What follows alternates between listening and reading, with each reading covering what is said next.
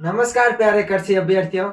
मैं देवाराम सारंग स्वागत करता हूं आप सबका सरोकार एग्री इंस्टीट्यूट के इस डिजिटल प्लेटफॉर्म पर और आशा करता हूं कि आप सब स्वस्थ होंगे, मस्त होंगे और अपनी तैयारी में ज़बरदस्त तरीके से व्यस्त होंगे। तो अपन सबको पता है कि जो अपना जेट का एग्ज़ाम है, जेट का एग्ज़ाम 29 जून से है, वो जेट का एग्ज़ाम लगने वाला है। कब लगेगा स्टूडेंट्स? तो 29 जून को अपना जेट का एग्ज़ाम लगने वाला है। उसके अलावा सुपरवाइज़र एग्ज़ाम भी है, वो भी डेट है जल्दी आने वाली है। तो मैं अपन सब सभी स्टूडेंट्स के लिए वो एग्रोनॉमी, हॉर्टिकल्चर और एनिमल हस्बेंड्री के 20-20 क्वेश्चनों की एमसीक्यू सीरीज लेके आया हूँ, जिसमें आपको प्रीवियस ईयर के क्वेश्चन पेपर है वो देखने को मिलेंगे। आज से पिछले जितने भी जेट के पेपर हुए, जेट के एग्जाम हुए, उन एग्जामों के अंदर, उन पेपर्स के अंदर हॉर्टिकल्चर, एनिमल हस्बेंड्री और अपन बात करें एग्रोनॉमी के क्वेश्चन है वो किस प्रकार से पूछे गए हैं, उन क्वेश्चनों को है वो मैं लेके आया हूँ। और उन्हीं क्वेश्चनों के बेस पे अपने जो आने वाला एग्जाम है उन्हीं के अंदर है वो उस प्रकार के क्वेश्चन आने वाले हैं। तो अपन एमसीक्यू सीरीज है वो लेके आए हैं। डेली आपको है एग्रीकल्चर में है तीनों सब्जेक्ट, एग्रोनॉमी, हॉर्टिकल्चर और एनिमल हस्बेंड्री के अलग अलग एमसीक्यूज है। 20 क्वेश्चन के आपको डेली एमसीक्यूज है प्रैक्टिस के लिए। मैं आपके साथ में वो लेके आऊँगा। तो अगर आपने अभी तक चैनल को सब्सक्राइब नहीं किया है और तो चैनल को सब्सक्राइब कर दीजिए और अपने जितने भी साथी स्टूडेंट्स हैं जो जेट कृषि प्रवेशक या सीयूईटी की तैयारी कर रहे हैं उनके पास में भी है, अधिक से अधिक शेयर कीजिए। तो शुरू करते हैं अपन आज के अपने क्वेश्चन को। तो अपना आज का जो पहला क्वेश्चन है वो रहने वाला है कि एक ही खेत में नारियल, काली मिर्च तथा हल्दी की साथ साथ फसल लेने की क्रिया क्या कहलाती है। क्वेश्चन क्या है स्टूडेंट्स के एक ही खेत के अंदर एक ही समय में अपन नारियल, काली मिर्च तथा हल्दी की फसलों को है वो साथ में उगाते हैं, इस क्रिया को क्या कहते हैं।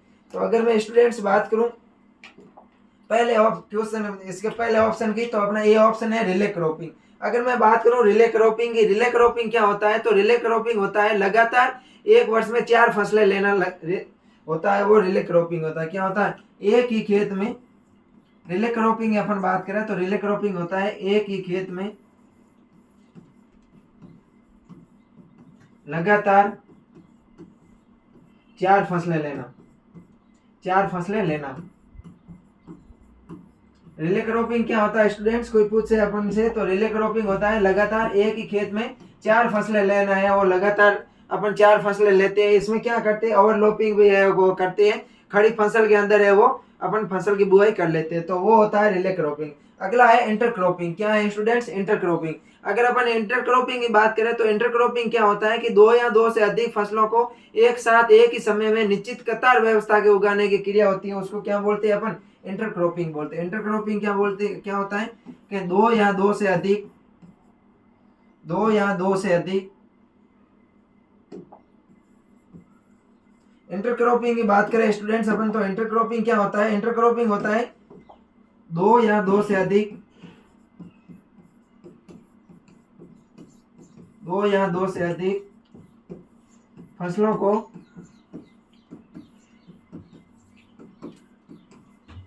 एक ही खेत में, एक ही खेत में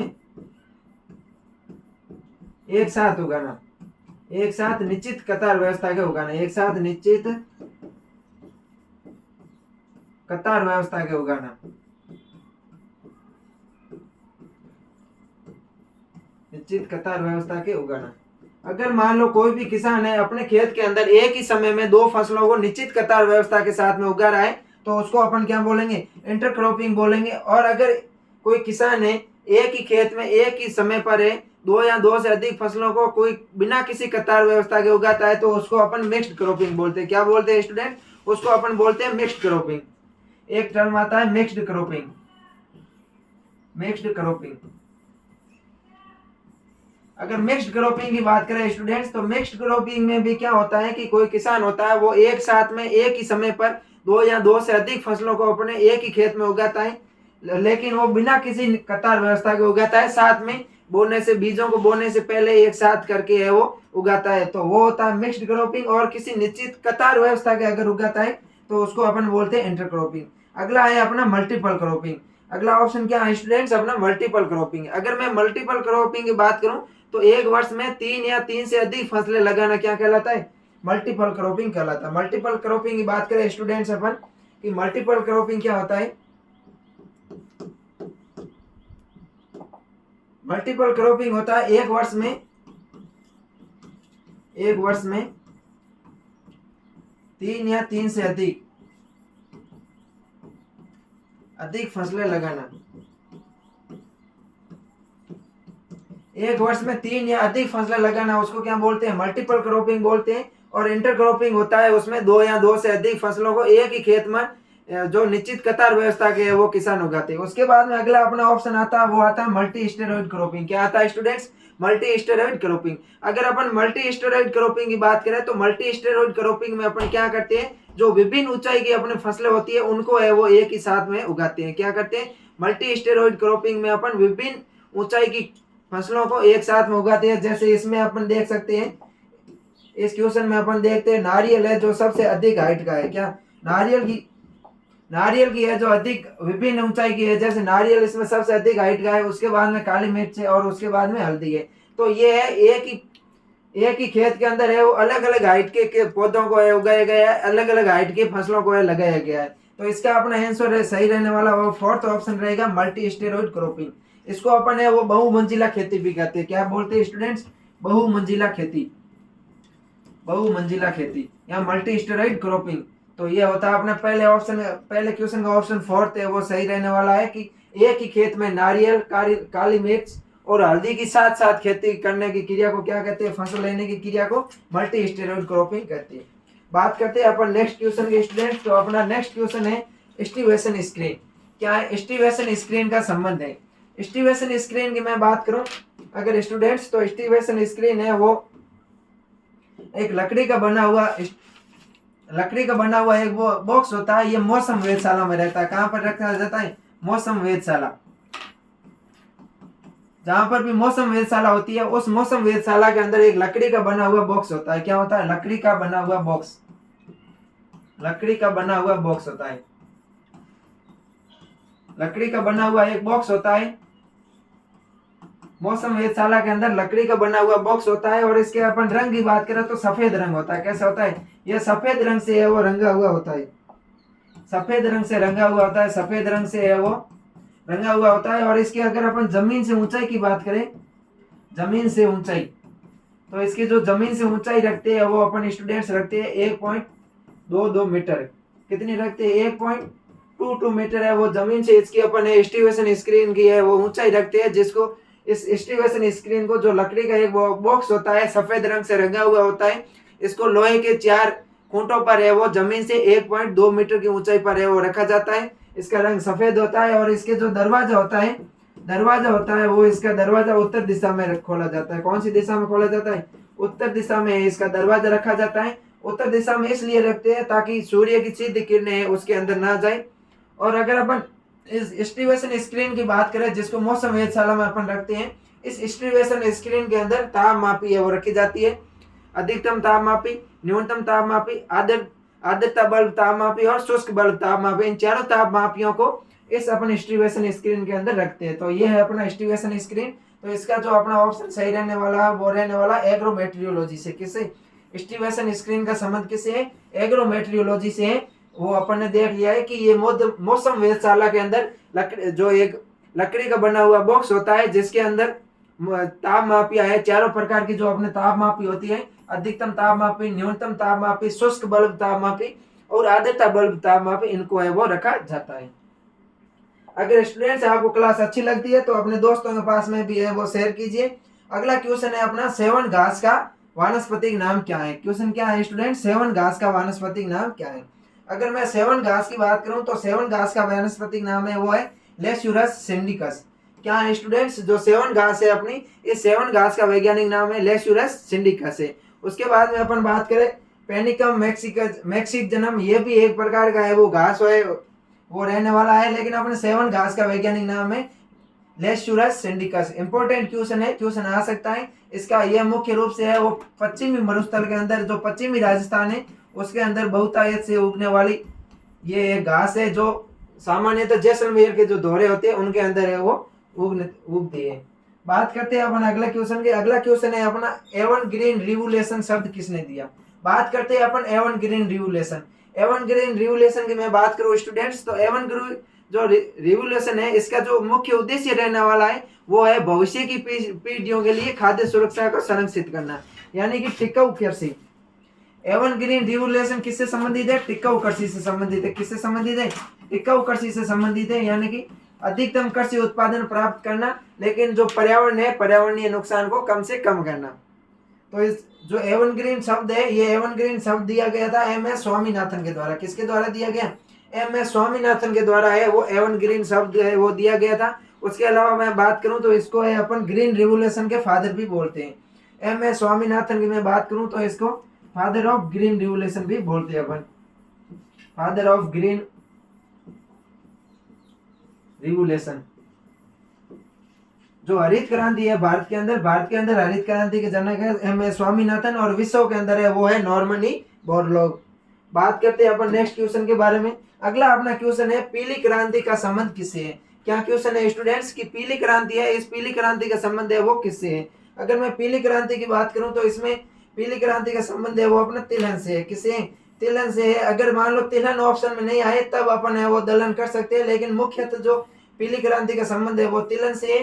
दूध की मैं बात करूं तो दूध से संबंधित जो क्रांति है वो है व्हाइट रिवोल्यूशन। व्हाइट रिवोल्यूशन,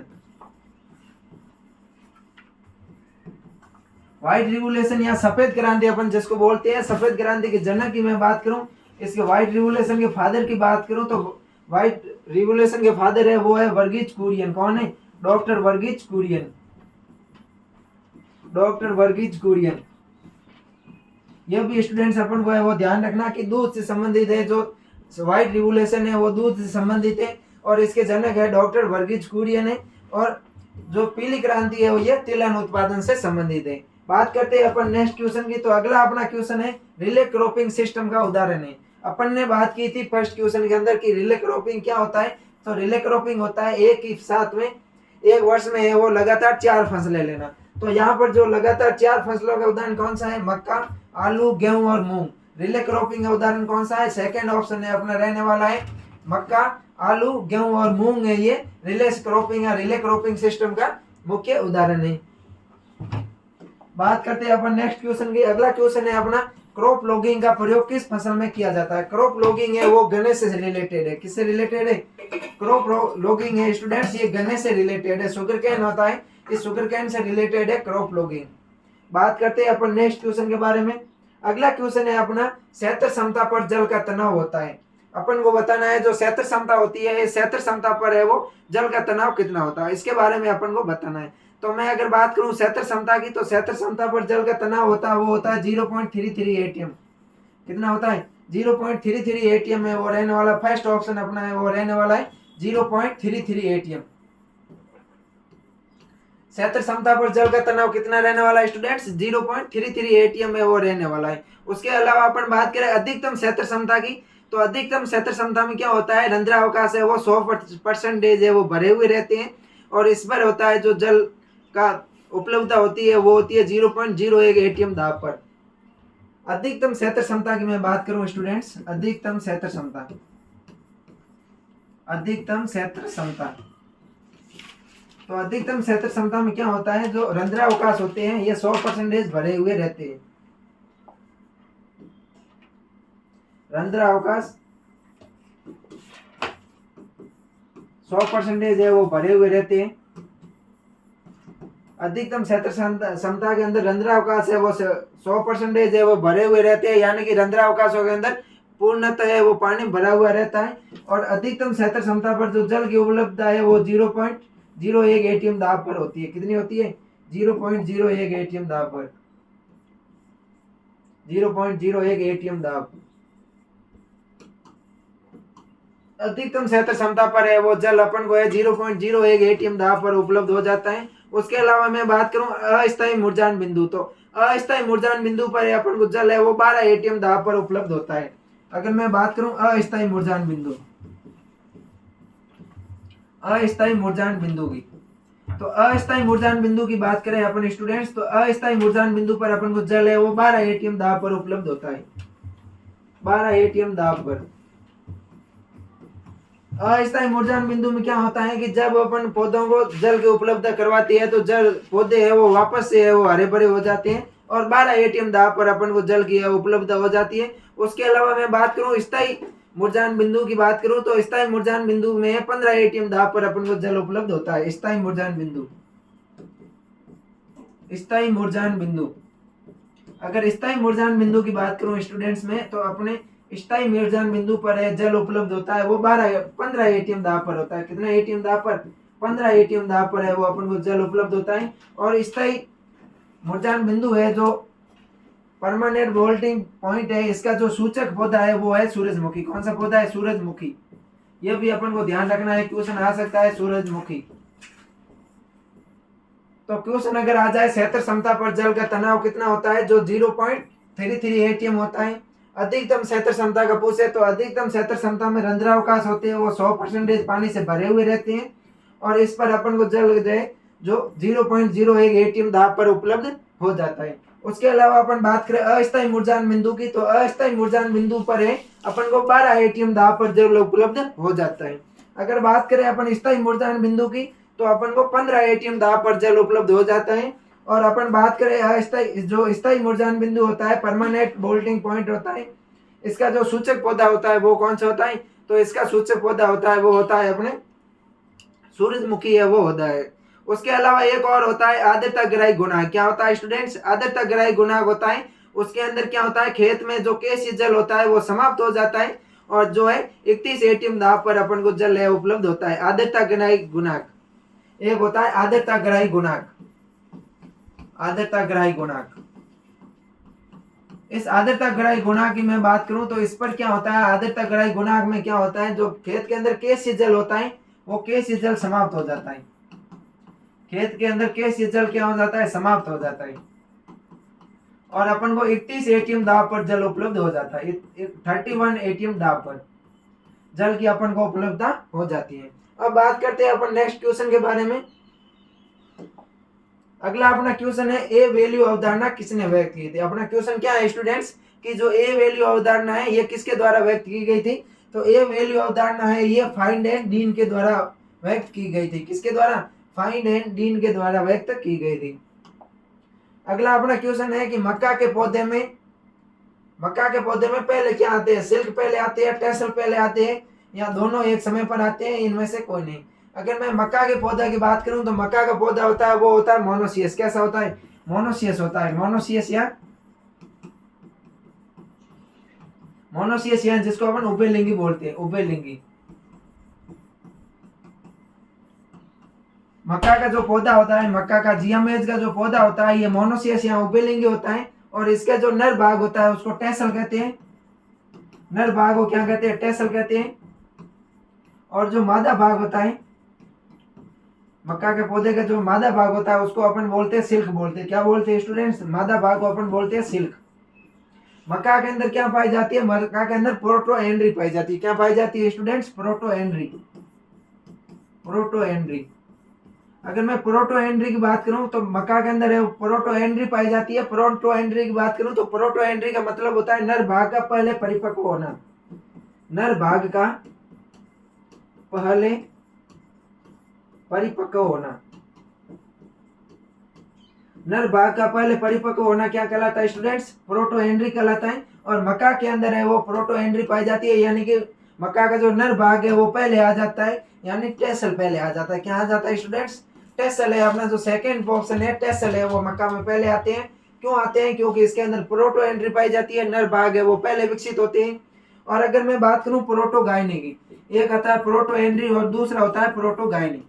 प्रोटोगायनी का मतलब होता है मादा भाग का पहले विकसित होना। क्या होता है मतलब? मादा भाग का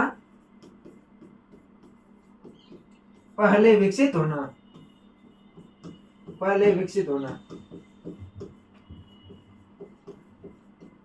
अगर मैं बात करूं प्रोटोगायनी की तो मादा भाग का पहले विकसित होना। और प्रोटोगायनी पाई जाती है अपने बाजरा के अंदर। किसके अंदर पाई जाती है स्टूडेंट्स?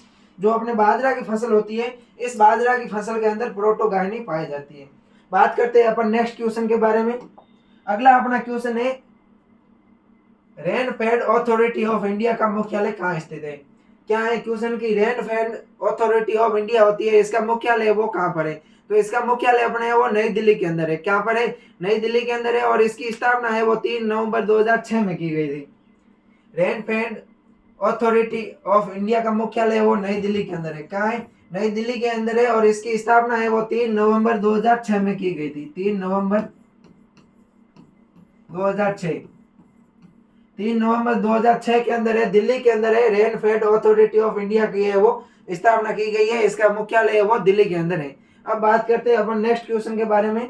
अगला अपना क्वेश्चन है स्टूडेंट्स, आलू किसका रूपांतरण है? क्वेश्चन क्या है अपना, जो आलू होता है सोलेनम ट्यूबरोसम होता है। आलू की मैं बात करूं तो इसका जो वानस्पतिक नाम होता है वो होता है Solanum tuberosum. Solanum tuberosum, tuberosum. आलू का वानस्पतिक नाम क्या होता है? सोलेनम ट्यूबरोसम होता है। इसका जो फैमिली होती है वो होती है सोलेनेसी। क्या होती है? सोलेनेसी फैमिली होती है। इसमें गुणसूत्रों की बात करूं तो क्रोमोसोम नंबर होते हैं वो 48 होते हैं स्टूडेंट्स। कितने होते हैं? आलू के अंदर क्रोमोसोम नंबर होते हैं 48 होता है। और इसका जो ओरिजिन सेंटर होता है वो होता है पेरू।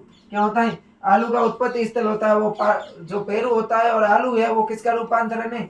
तने का रूपांतरण है। आलू किसका रूपांतरण है? तने का रूपांतरण है, जिसको अपन ट्यूबर या आकंद के नाम से जानते हैं। क्या? ट्यूबर या आकंद, ट्यूबर या जिसको अपन आकंद के नाम से जानते हैं। तो क्वेश्चन आ जाता है आलू किसका रूपांतरण है? तने का है वो, उसको अपन ट्यूबर या आकंद के नाम से वो जानते हैं। तो अपना 12 क्वेश्चन का आंसर है वो ऑप्शन ए रहने वाला है, तने का।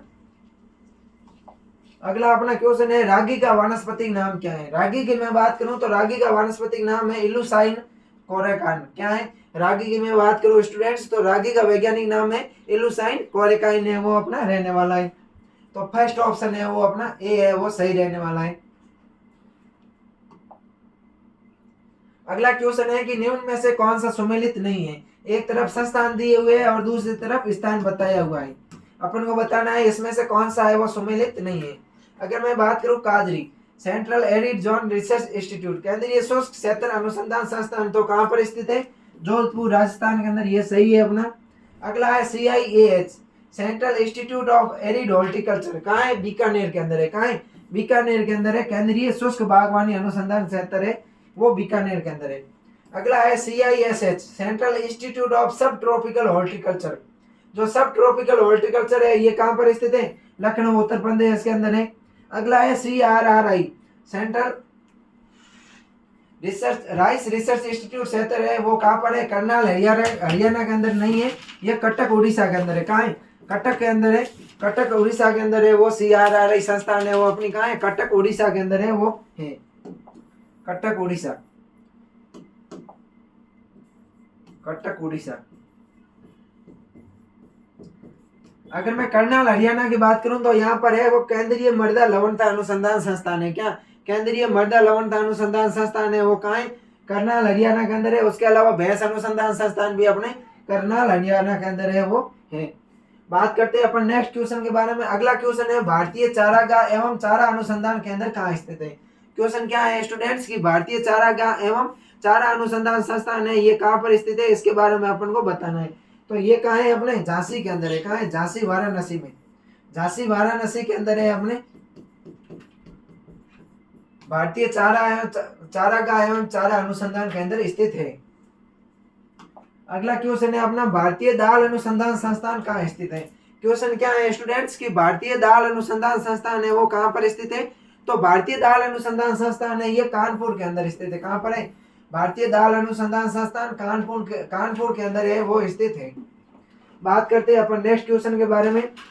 अगला क्वेश्चन है स्टूडेंट्स अपना कि भारत में रॉयल कमीशन और एग्रीकल्चर किस वर्ष गठित किया गया? भारत में रॉयल कमीशन है वो कब आया था? 1927 इसके अंदर आया था, 1962 के अंदर आया। कब आया? 1926 के अंदर है वो 1926 के अंदर है भारत के अंदर रॉयल कमीशन आया था। और इसका जो अध्यक्ष था वो कौन था? लॉर्ड लिन लिथगो। भारत के अंदर जो रॉयल कमीशन आया था उसका अध्यक्ष कौन था? लॉर्ड लिन लिथगो है वो इसका अध्यक्ष था। और इसी की जो सिफारिश पर है वो अपने ICR की स्थापना की गई। किसकी स्थापना की गई? ICR Indian council of agriculture research. ICR है, इसकी स्थापना किसकी सिफारिश पर की गई? तो रॉयल कमीशन की सिफारिश पर की गई, जिसके अध्यक्ष लॉर्ड लेनलिथ थे। अगला अपना क्वेश्चन है, कपास की एक गांठ का औसतन वजन कितना है? अपन को बताना है जो कपास होता है, कॉटन होता है, उसकी एक गांठ होती है, उस एक गांठ का औसतन वजन कितना होता है? तो कपास की एक गांठ का औसतन वजन होता है 170 kg, 170 किलो। कितना होता है? 170 किलोग्राम है वो रहने वाला है अपने कपास की एक गांठ का औसतन वजन। बात करते हैं अपन नेक्स्ट क्वेश्चन की। अगला क्वेश्चन है अपना, नीली क्रांति इंगित करती है। नीली क्रांति है वो किससे संबंधित है? तो नीली क्रांति है वो समुद्री उत्पाद से संबंधित है। किससे? जो अपना समुद्री उत्पाद है, इसमें समुद्री उत्पाद कौन सा है? मत्स्य से। जो मछली पालन है, मछली पालन या मत्स्य पालन किससे संबंधित है? नीली क्रांति से संबंधित है। नीली क्रांति का संबंध है वो किससे है? मछली पालन से है। अगला अपना क्वेश्चन है कि भारत में शुष्क क्षेत्र खेती की जोत है। अपन को बताना है भारत में शुष्क क्षेत्र खेती का जोत है वो कितने परसेंटेज है? तो भारत के अंदर शुष्क खेती की जोत का जो परसेंटेज है वो लगभग 58 to 60% है। कितना है? भारत में शुष्क क्षेत्र की खेती का जोत है वो कितना है? 60% है, 58 to 60% है। बात करते हैं अपन नेक्स्ट क्वेश्चन के बारे में। अगला अपना क्वेश्चन रहने वाला है, पहली मानव निर्मित फसल है। अपन को बताना है कि जो पहली मानव निर्मित फसल है वो कौन सी है? तो पहली मानव निर्मित फसल है स्टूडेंट्स वो है ट्रिटिकेल। कौन सी है? ट्रिटिकेल। जो अपना सेकंड ऑप्शन है वो ट्रिटिकेल है, वो प्रथम मानव निर्मित फसल है। ये ट्रिटिकेल है गेहूं और राई के संकरण से वो बनाई गई थी। किसके संकरण? गेहूं और राई के बीच में संकरण करवा के ये जो अपनी ट्रिटिकेल फसल है ये बनाई गई थी। गेहूं का वानस्पतिक नाम होता है ट्रिटिकम एस्टिवम और राई का होता है सिकेल सीरिएट। क्या होता है? सिकेल सीरिएट। तो गेहूं और राई के संकरण से है ये ट्रिटिकेल है वो प्रथम मानव निर्मित फसल का है वो निर्माण किया गया था। और इसकी एक किस्म है वो है DT46। कौन सी किस्म है इसकी? मैं ट्रिटिकेल की किस्म की बात करूं तो इसकी किस्म कौन सी है? DT46 किस्म है वो इसकी रहने वाली है। और इसके अपन गुणसूत्र की बात करें, क्रोमोसोम की बात करें, तो इसके अंदर गुणसूत्र है वो 56 रहे। कितने गुणसूत्र है वो अपने? 56 है। ये एक एक्टाप्लॉइड फसल है, यानी कि अष्टगुणित फसल है। क्या? अष्टगुणित फसल, ऑक्टाप्लॉइड फसल, ऑक्टाप्लॉइड। ट्रिटिकेल है ये प्रथम मानव निर्मित फसल है, गेहूं और राई के संकरण से वो विकसित की गई है। ट्रिटिकेल की मुख्य किस्म वो है DT46 और इसके में गुणसूत्र होते हैं वो 56 होते हैं, सपन होते हैं। और जो एक ऑक्टोप्लॉइड है यानी कि अष्टगुणित है। और अगर अपन बात करें ट्रिटिकेल में प्रोटीन की मात्रा तो वो होती है 20%। इसमें प्रोटीन की मात्रा की बात करें अपन स्टूडेंट्स, प्रोटीन की मात्रा, ट्रिटिकेल में प्रोटीन की मात्रा होती है वो कितनी होती है? 20% होती है। तो आज की क्लास के अंदर अपन ने कुल 21 क्वेश्चन है वो किए थे, जो अपने जेड तथा सीयूईटी और कृषि प्रवेशक के एग्जाम के लिए बहुत ही महत्वपूर्ण क्वेश्चन है वो रहने वाले हैं। तो आपको है अभी सरोकार एग्री इंस्टीट्यूट के यूट्यूब चैनल पर डेली एग्रोनॉमी, हॉर्टिकल्चर और एनिमल हस्बेंड्री के अलग अलग MCQ सीरीज है वो देखने को मिलेंगे। वो अपने प्रीवियस ईयर के जितने भी एग्जाम पेपर है उसमें जो क्वेश्चन आए हैं उन सभी क्वेश्चनों को अपन यहाँ पर है वो सॉल्व करेंगे। अपन उसके सामने है जो भी अपनी कठिनाई आएगी उन सबको सॉल्व करेंगे। तो जितने भी अपने दोस्त है जो तैयारी कर रहे हैं, जितने भी कृषि अभ्यर्थी है, उन सब के पास में है क्लास को अधिक से अधिक शेयर कीजिए। मिलते हैं नेक्स्ट क्लास में, तब तक के लिए थैंक यू।